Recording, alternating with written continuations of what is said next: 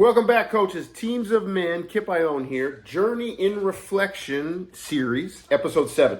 As always, thank you for subscribing to the podcast. Make sure you like, follow, subscribe, and share it with all your friends. We're up over 3,000 subscribers now, which is awesome as we're trying to impact the coaching industry and give all of our followers as much actionable, ready-to-use items as possible so you can go out and do the great work with male athletes in your program of reimagining a healthy manhood.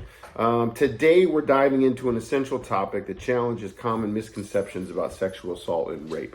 The series itself, Journey in Reflection, is designed to educate coaches and teams by embracing curiosity and understanding that learning and unlearning are equally vital in our character growth. Each of our episodes on Journey and Reflection, we're trying to provide actionable plans and curriculum you can immediately integrate with yourself, your staff, and your players.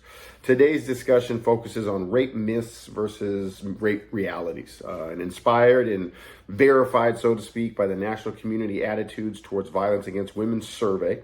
Professor Michael Flood first shared this on his Twitter page earlier this year. And as he stated, and when he shared some of these out, many men fail to recognize their role in preventing rape because of widespread myths.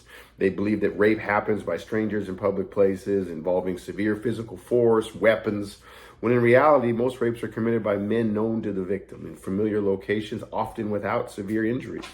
This misunderstanding and these beliefs in myths perpetuates victim blaming and prevents our players and ourselves from being advocates for survivors and overlooks the true nature of sexual violence. It's crucial to understand that our players can't become change agents for good or effective preventionists against gender violence if they hold false ideas about what constitutes rape and sexual assault. We have to do the work with the platforms we have as their coach to dismantle these myths and empower our athletes with accurate knowledge and the ability to support victims properly. By addressing these misconceptions, we can foster a real culture and climate of consent and equality in our programs, and hopefully be influencers in the schools and the campuses our players are participating at. Let's dive into today's Journey in Reflection from Teams of Men. All right, let's start here, Coach. And throughout this episode, we will cut screen to some graphics that you can screenshot or just use the video in general to help you roll out this plan with your staff and your players. But let's take down rape myth number 1, that rape only happens in dark, secluded places at night. You know, the boogeyman in the evening stroll through a dark park. When in reality, most rapes occur in familiar settings like homes, workplaces, or social gatherings, and it's crucial to be aware that those environments that we think are like these safety nets can be unsafe. And so then also we don't blame people, victims of assault, for being in the wrong place. You got to be aware of where you should be. No, a lot of these places that we thought were safe are actually the places where these things take place.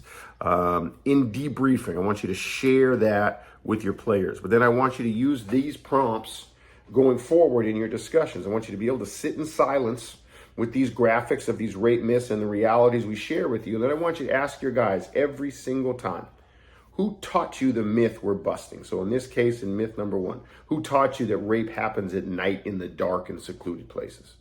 Why was it easy to believe this myth? And then how can unlearning this today, which we just did for you, you learned that that is not true.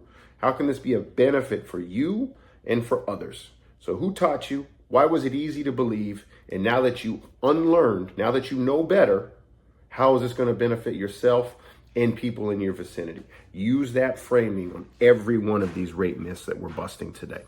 Next up, Coach, in our Journey in Reflection, where we're tearing down myths about sexual assault and building accurate information into your players in your team room. Myth number 2, most rapists are strangers lurking in the dark. Reality. Most rapists are known to the victim. They could be friends, they could be acquaintances, or even partners. Recognize with your players and your staff that familiarity doesn't equal safety. And often the acquaintance rape statistics are frightening in how often perpetrators of sexual assault are gaining trust over periods of time before committing these acts. So once again, reminder, the debrief of these questions is, who taught you this? Where did you learn this myth that rapists are the boogeyman in the bushes waiting in the dark? Number 2, why was this easy to believe? Number 3, now that you know better, because remember, once we know, we can never go back to pretending and living as if we don't know. how does that benefit you? And how does that benefit the people in your orbit? A phenomenal exercise you can use to really drive home this point, coach. We call it your morning routine. And what the morning routine is you ask your young men in your program, hey guys, what do you do in the morning when you wake up before you start your day? What do you plan out? What do you think about doing to avoid being sexually assaulted today? And most of the young men in your team room, whether you're middle school all the way through college, they're going to look at you like you're the crazy person. And they're going to say, Coach, what are you talking about? It's not going to happen to me. I'm a man. I'm strong. And now ask them, flip that and say, guys, what do you do? What do you think your mom, your sister, your grandmother, your aunt, your friends that are girls, what do you think they do to avoid sexual assault every day? And they're going to say, and they're going to give you a list of, well, I know my mom carries mace in her purse. Or I know my sister doesn't go jogging by herself. Or if they take an Uber, they've got to make sure they're on the phone in the Uber with somebody while they're in the Uber. They're going to carry their car keys around like Wolverine's adamantium claws. And they're going to have this long list. In the beginning of that, they're probably going to think to themselves, oh, look at all these things that women in their lives have to do. They're going to recognize the burden and the weight of that.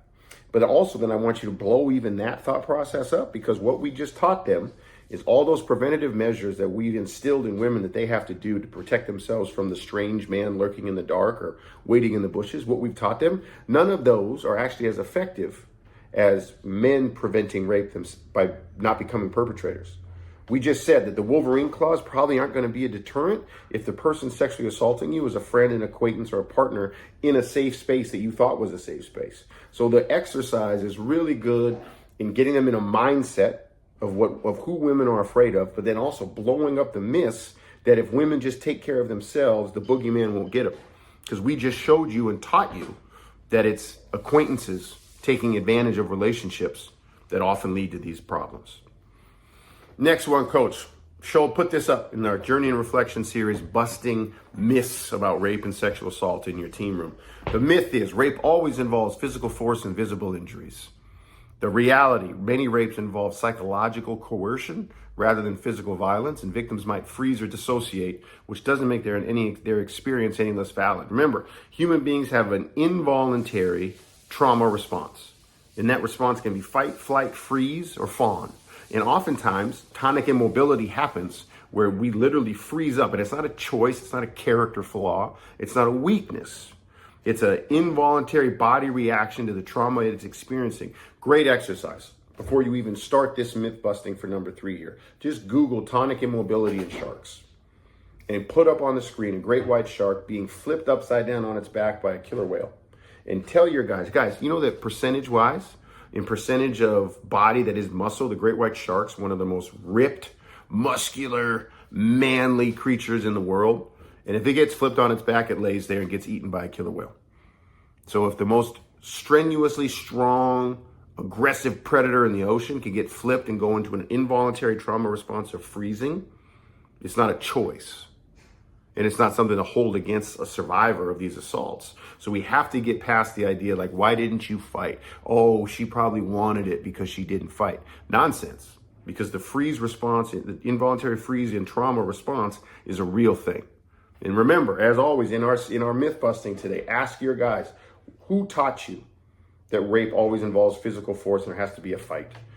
Why was that easy for you to believe? And now that you know better, how is that a benefit to you and the people in your circle? Last segment here, coach. Last myth we're going to bust and hopefully help your players evolve in their belief systems and their knowledge around what constitutes and what happens in sexual assault is put this one up. The myth is knives or guns are the most common weapon used in rapes. Fact, and the reality to hammer into your young men. Alcohol is the most common substance used to facilitate sexual assault. It impairs the victim's ability to consent, resist, or remember the assault. And in many cases, perpetrators use alcohol to lower inhibitions and take advantage of victims. Okay, so RAND reports that alcohol is frequently used in drug-facilitated sexual assaults. It showed that 69% of sexual assaults involved alcohol consumption by the perpetrator, and another 44% involved alcohol consumption given to the victim. So this is another one to blow up for your young men, because I know a lot of guys will disassociate from their idea that they could potentially be a perpetrator. Like, Coach, I don't have a gun. Coach, I don't have a weapon. I'd never pull that on somebody. Awesome.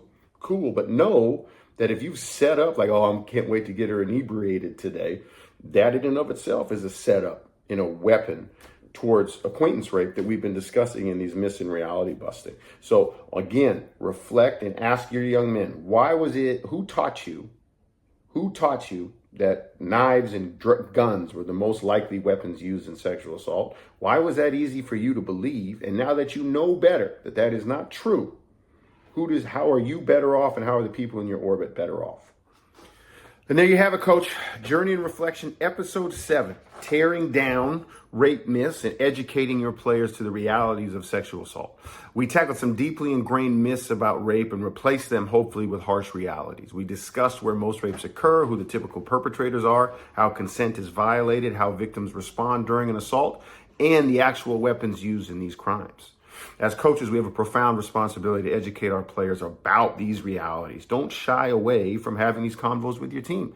If you're hesitant or unsure how to start, that's why Teams of Men exists. We can run these sessions for you and your players, either in person or digitally via Zoom, to ensure that the message is delivered effectively and give you a roadmap on how to execute these sessions. The sooner our young men in our programs unlearn the myths, the sooner they can recognize the role they need to play in preventing gender violence. If our players believe these myths, it's easy to disassociate from the possibility of ever being a person that harms someone or recognizing the harm caused by a friend. Statements like, "I don't carry a gun," "My girlfriend won't go down dark alleys," or "My sister will fight back, coach," allow us to avoid taking responsibility and engaging in solutions. Tearing down these myths forces us into the discussion. Remember, a culture of consent and equality starts with education and awareness, and that's where your role and your platform as a coach can take over. As always, like, follow, subscribe our YouTube channel, and get a hold of Teams of Men when you need help with these discussions.